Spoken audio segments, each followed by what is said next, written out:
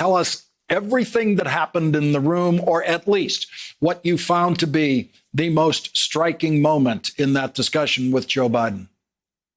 Well, besides getting a chance to shine John Meacham's shoes, which is always a distinguished pleasure, it was the possibility of engaging one of the most remarkable, one of the most humble, one of the most curious political officials that I've ever encountered, and especially presidents. Here was a man of profound humility, willing to engage people, to absorb their sagacity, their wisdom, their insight, their analytical acuity, their specific fields of endeavor, but also willing to engage in a free roaming conversation across the horizon of American politics and American intellectual history.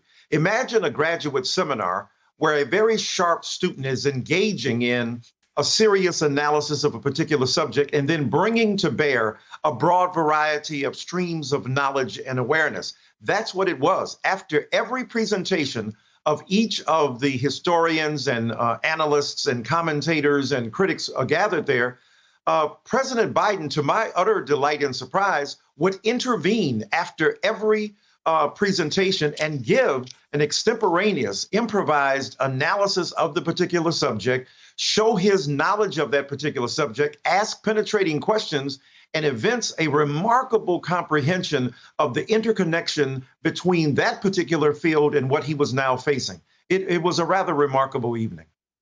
And it could have been an intimidating room for any politician. You mentioned John Meacham. Doris Kearns Goodwin was there. Michael Beschloss, Professor Eddie Glaude Jr., Annette Gordon-Reed, Walter Isaacson, Yale's Joanne Freeman. This is a group where it would be very easy for them to, in most circumstances, all of you, to overpower a politician. Oh, easily so, with the exception of me. All of those great minds gathered there, that gaggle of gregarious, talkers. But what was interesting is that with ease and simplicity, with simple grace and high eloquence, this man, the president of the United States of America, showed that he was humble enough to receive the input of these figures and yet great enough to engage them in a very serious and honest conversation. He didn't have to pretend he knew everything, but what he knew was wide and broad, and in many cases, much deeper than people have ever acknowledged. But also, it was the possibility of the curiosity and the result of that curiosity. It is to relate what I want to know to what I have to do. So that practice and theory, I call it, was extremely important. Michael, did he ask for advice? He certainly wanted to know what we thought about particular issues and crises.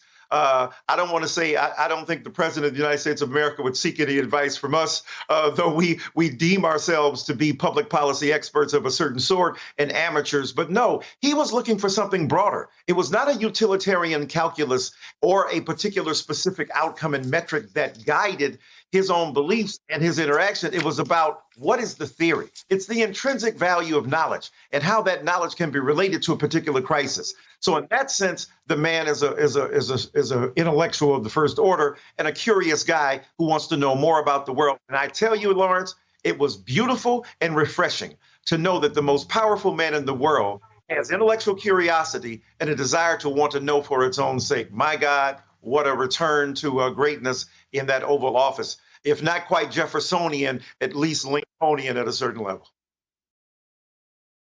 Hey, thanks for watching our YouTube channel. You should know that you can follow today's top stories and breaking news and catch up on your favorite MSNBC shows all in one place. Download the NBC News app today.